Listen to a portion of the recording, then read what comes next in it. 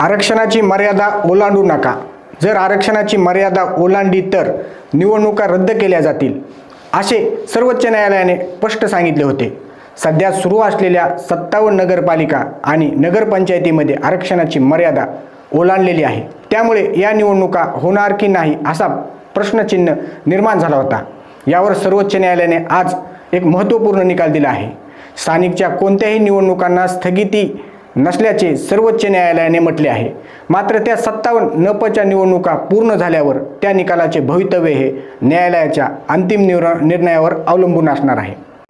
नमस्कार, मी अभिजित नकाते. आपण पाहत आहात लोकाशा टीव्ही. मागच्या 4 वर्षापासून स्थानिक स्वराज्य संस्थांच्या निवडणुका झाल्या नव्हत्या. त्यामुळे आत्तापर्यंत नगरपालिका, झेडपी, पंचायत समिती, महानगरपालिकांवर प्रशासक राज आहे. निवडणुकीतील ओबीसी आरक्षणाचा प्रश्न चांगलाच पेटलेला आहे आणि तो सध्याच्या नगरपालिकांच्या निवडणुकीतही ज्वलंतपणे पाहायला मिळत आहे. निवडणुकीत आरक्षणाची मर्यादा ओलांडू नका असे स्पष्ट आदेश सुप्रीम कोर्टाचे आहेत. त्यामुळेच स्थानिकच्या निवडणुकावर टांगती तलवार पाहायला मिळत होती.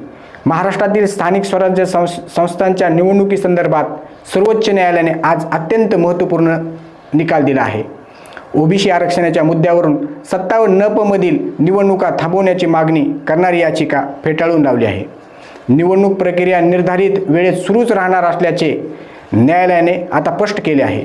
मात्र 50% अधिक आरक्षण असलेल्या 40 नगर परिषदा आणि 17 नगरपंचायतींचा अशा एकूण 57 संस्था अंतिम निकाल न्यायालयाच्या निर्णयावर अवलंबून असणार आहे. नगर परिषदा आणि नगरपंचायतींच्या निवडणुका अधिसूचित वेळापत्रकानुसार घेण्यास न्यायालयाने परवानगी दिली आहे. याचाच अर्थ कोणत्याही निवडणुकांना स्थगिती देण्यात आलेली नाही.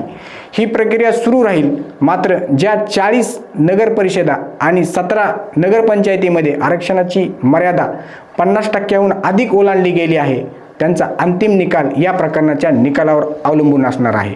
याचाच अर्थ या 57 संस्थांमध्ये निवडून आलेले उमेदवार तेव्हाच पदग्रहण करू शकतील जेव्हा सर्वोच्च न्यायालय आरक्षण वैध ठरवेल, अशी ही माहिती सर्वोच्च न्यायालयाने दिली आहे.